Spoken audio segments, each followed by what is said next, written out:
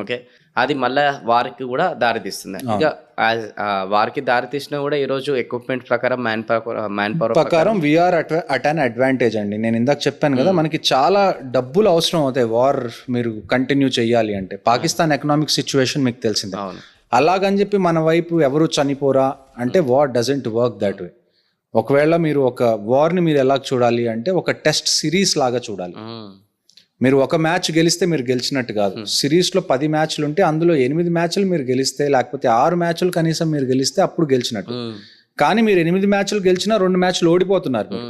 So war also happens the same way. మీరు war ఓవరాల్గా చూసుకొని మీరు గెలవచ్చు. మీరు ఎల్సీని పుష్ చేయొచ్చు ముందుకి, కానీ మీ ఓన్ డ్యామేజెస్ లేకుండా, మీ ఎక్విప్మెంట్ డ్యామేజ్ అవ్వకుండా, లేకపోతే ప్రాణాలు పోకుండా, సివిలియన్ ప్రాణాలు పోకుండా అయితే వార్ కంప్లీట్ అవుతుంది అన్నది మాత్రం అపోహ మాత్రమే. అంటే ఇంకోటి గూడా బేసిక్ కామన్ సెన్స్ అనేది పాకిస్తాన్ లీడర్ వాళ్ళకి గూడా ఉంటుండొచ్చు.